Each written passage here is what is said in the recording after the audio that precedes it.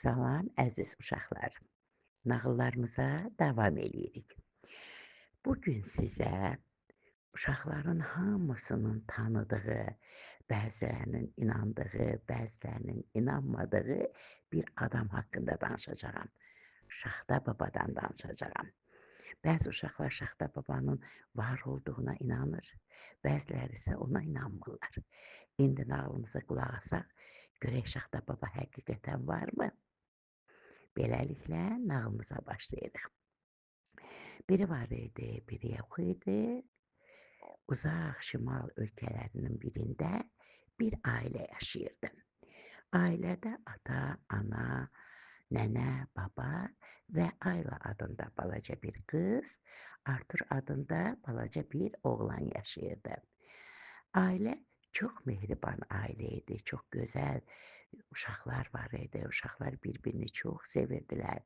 Məktəbdə yaxşı oxuyurdular. Dərslərinə həmişə hazırlaşırdılar və Aylanın da, Arturun da sevdiyi bir iş də var idi. Bu da hər axşam nənələrinin danışdığı nağıllara qulaq asmaq idi. Və belə də mehriban, xoş vaxt keçirirdilər, yaşayırdılar. Günlərin bir günündə Aylanın rəfiqələri onu çağırırlar, meşəyə çiyələk yığmağa gedirlər. Ayla da anasından icazə alıb rəfiqələri ilə meşəyə gedir. Qızlar deyə-gülə, danışa-danışa, mahnı oxuya-oxuya səbətlərini çiyələklə, gilə meyvələrlə doldururlar. Və evə qayıdanda birdən Ayla rəfiqələrindən ayrı düşür. Nə qədər axtarırsa, nə qədər onları çağırırsa, rəfiqələrini tapa bilmir.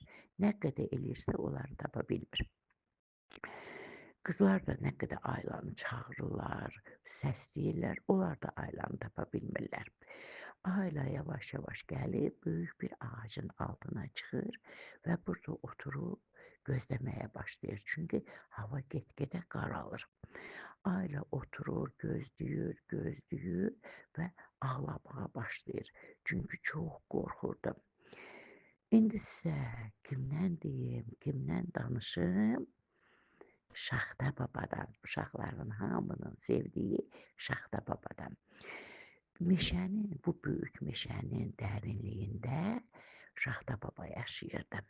Şaxta baba hündür bir kişi idi, saçı, saqqalı, qaşları hamısı ağappaq qardan qurub bağlamışdı. Əynində xəz kürkü var idi, xəzdən papağı var idi və Şaxta baba evindən çıxıb öz xizəyinə minəndə, kirşəsinə minəndə hər yeri çovğun, qar, buz bağlayırdı hər yer donurdu, qış gəlirdi. Çünki baba Şaxta babadır, qışın babasıdır. Və bu vaxtda artıq Şaxta babanın gəlmək zamanı idi. Şaxta baba evindən çıxır, kirşəsinə minir və meşəni dolanmağa başlayır. Hara çatırsa ağaclar hamısı donur, hamısı ağ libasa bürünür, hər yeri qar, lopa-lopa qar yağır, qar, şaxta bürüyür hər yeri. Meşəni gəzən baba gəlib ağacın altında bir qaraltı görür. Yaxınlaşanda görür ki, bu balaca bir qızdır. Yenə meşəni fırlanıb bir dəfə də gələndə bu ağacı da qar bürüyür, bu ağacdan da sırsıra sallanır. Ayla biraz da büzüşür, biraz da üşüyür. Baba yaxınlaşır Aylaya, deyir, sən kimsən? Deyir ki, mən Aylayam. Sən burada niyə oturmusan Ayla? Ayla deyir ki, mən rəfiqələrimlə çiyələk yığmağa gəlmişdim və onları itirdim. Ona görə burada oturmuşam. Baba Aylaya deyir ki, yaxşı qızım, gəl mənimlə gedək mənim evimə. Sən orada qal, hava çox soyuqdur. Mən sənin ailəvi valideynləri axtarım. Baba Aylanı da öz kirşəsinə qoyur və bir göz qırpımında sarayında olur, öz evində olur baba. Aylanı evə qoyur və başa salır ki, ay qızım, sən burada gözlə, mən də gedim axtarım tapım sənin valideynlərini. Amma qızım, bax bu əsa, əlindəki ağacı əsa uşaqlar, o yaşlı adamları, qoca adamların əlindəki ağaca deyirlər, çubuğa deyirlər əsa. Axı Şaxta baba da yaşlı adamdır, qoca babadır, onun da əsası var. Şaxta baba ailəyə deyir, ay qızım, bax bu əsa çox sehirlidir. Onu bir dəfə yerə vursan, mən harda olsam sənin yanına gələcəyəm, sənin yanında olacağam. Amma əsanın başı, yəni onun toppuzu çox sehirlidir. Ora toxunan bir anda donur, məhv olur. Ona görə də heç vaxt əsanın başına, toppuzuna əl vurma. Ayla deyir ki, yaxşı. Şaxta baba öz kirşəsinə minir, gedir. Ayla gəlir, pəncərəni açır, pəncərədən meşən görünür və başlayır öz sevimli mahnısını oxumağa. Ayla mahnı oxuduqca bütün heyvanlar, balaca dələlər, dovşanlar, müxtəlif quşlar, hamısı Aylanın pəncərəsinin altına yığışırlar. Və bu vaxt bir dənə balaca alabəzək gözəl quş pəncərədən içəri girir və evdə fırlanmağa başlayır. Birdən quş o əsanın başına qonur. O toppuzun üstünə qonur və qonan kimi donur, düşür yerə. Axı dedim ki, əsanın başı sehirlidir, ora dəyən, toxunan həm o dəqiqə donur, məhv olur. Zavallı quş bunu nədən bilsin? Və Ayla quşu görüb çox kədərlənir. Tez quşu yerdən götürür, onu sığallamağa başlayır. Artıq quş donub. Ayla özünü saxlaya bilmir və başlayır ağlamağa. Ağlayanda Aylanın gözündən 2 damca yaş, 2 damla göz yaşı quşun üstünə qonur, düşür. Və düşən kimi də quş gözünü açır, ayılır. Ayla tez gəlib pəncərənin ağzına gəlir, quşu meşəyə buraxıb pəncərəni bağlayır. Qorxur ki, başqa quşlar da gəlib əsaya toxunar, donarlar. İndi sizə uşaqlar kimdən deyim, kimdən xəbər verim? Aylanın valideynlərindən. Qızlar evə çatan kimi Aylanın dostları xəbər verirlər ki, Ayla meşədə itdi, biz Aylanı tapa bilmədik. Ana da, ata da, baba, nənə, qardaşı Artur, hamısı meşəyə gedib Aylanı axtarmağa başlayırlar. Nə qədər qışqırırlar, nə qədər səsləyirlər, Aylanı tapa bilmirlər. Artur valideynlərindən ayrılanıb lap meşənin dərinliyinə gedir. Nə qədər Ayla, Ayla səsləyirsə, cavab verən olmur. Qaranlıq düşür və bir də Artur meşənin lap ucqarında, lap qırağında bir işıq yandığını görür. Fikirləşir ki, qaranlıqda gedim orada oturum, səhərin açılmağını gözləyim, Aylanı axtarım. Qapıya çatanda görür ki, bu böyük bir saraydır. Qapını döyür və qapını açıb içəri girəndə kimi gözlə yaxşıdır? Aylanı görür. Çünki bu saray Şaxta babanın evi idi. Və Aylanı görüb çox sevinir. Bacı qardaş bir-birini qucaqlayırlar. Ayla başına gələn bütün əhvalatı danışır. Buranın Şaxta babanın evi olduğunu deyir. Artur, Ayla sən nə danışırsan deyir.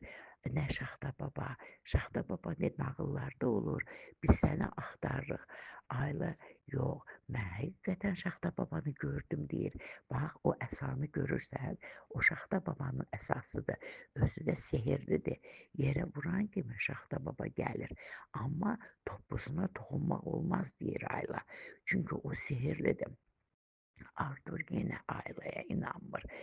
Sən nə danışırsan, nə sehirli, nə Şaxta baba, nə sehirli toppuz, əsa deyib, elə ki əsanı götürmək istəyir, tez Ayla gəlib əsanı onun əlindən alır. Toxunma, onun başına toxunan hər şey donur deyir.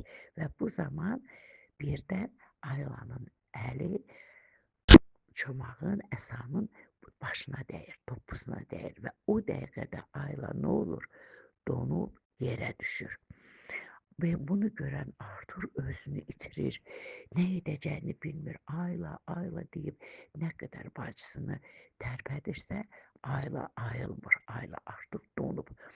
Birdən Arthur'un yadına düşür ki, Ayla dedi ki, əsanı yerə vuranda Şaxta baba gəlir. Götürüb əsanı yerə vurub Şaxta baba deyir. Və bir andaca Şaxta baba peyda olur, gəlir. Nə olub? Ay, Aylanı görən Şaxta baba, axı mən demişdim ki, toppuza toxunmaq olmaz, o sehirlidir, deyir.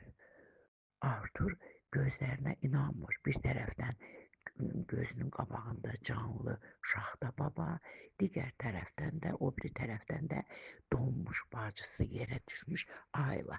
Heç cür özünə gələ bilmir, gözlərinə inanmır.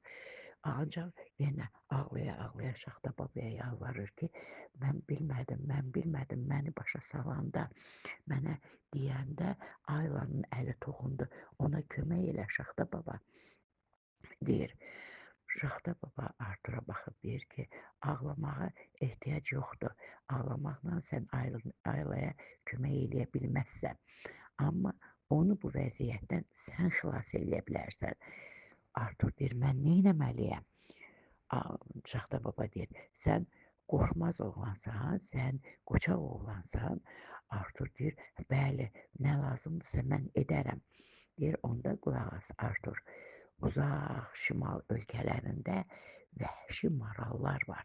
Bax, o vəhşi maralların 2 damla göz yaşını gətirə bilsən, onda Ayla ayılar. Amma bir şərtlə 3 günün içində sən bunu gətirməlisən. 3 gündən sonra artıq Aylaya kömək eləyə bilmərik. Artur deyir, mən hazıram. Şaxta baba, mən bu dəqiqə getməyə hazıram. Şaxta baba əlini asanı yerə vurur, kirşə hazır olur. Artur kirşəyə oturan kimi bir anın içində uzaq şimal ölkəsində olur.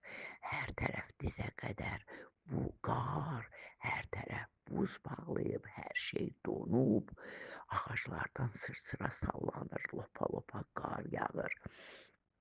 Artur ətrafa baxır, maralları axtarır. Bir də görür ki, uzaqdan bir dəstə böyük, nəhəng marallar gəlir. Və bu marallar yaxınlaşanda uzaqdan Arturu görürlər və yaxınlaşan böyük maral, dəstənin başçısı olan böyük maral öz nəhəng, əyri buynuzları ilə Arturu vurmağa başlayır. Arturu vurub Arturu elə itələyir, elə qovur ki, Artur düz ağacın başına düşür. Bir də hər ağacdan yerə atılan Artur yenə maralın yanına gəlir. Maral biraz da qəzəblə o yekə, əyri buynuzları ilə Arturu vurmağa başlayır. Yenə vurur, yenə vurub Arturu itələyir. Artur yenə durur, gəlir. Neçə dəfə maral itələsə də Artur gəlir.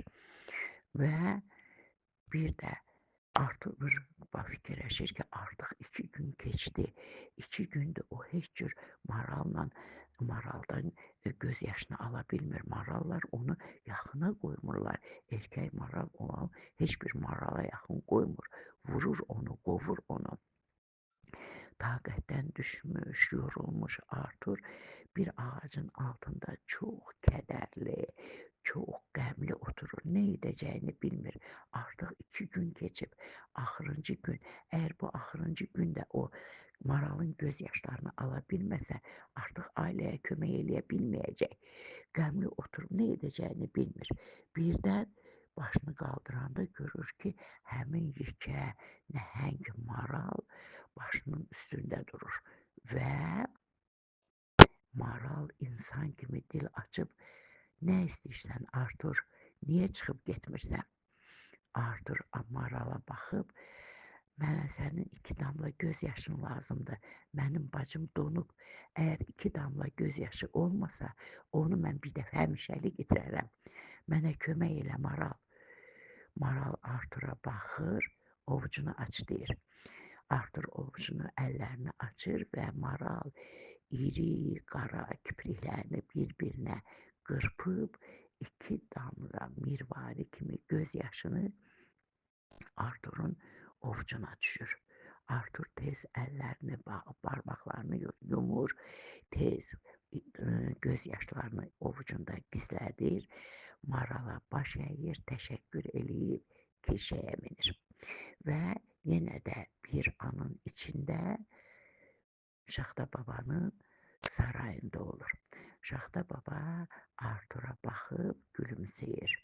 Artur əllərini açır və Şaxta baba o 2 damla göz yaşını Aylanın üzünə sürtür. Aylanın üzünə sürtəndən sonra Ayla yavaş-yavaş gözlərini açır, Şaxta babaya və qardaşına baxır. Bacı qardaş bir-birini qucaqlayırlar, çox sevinirlər, çox sevinirlər və Ayla Şaxta babaya üzünü tutub deyir ki, baba, icazə ver, biz evimizə gedək. Valideynlərimiz indi bizdən çox narahatdır.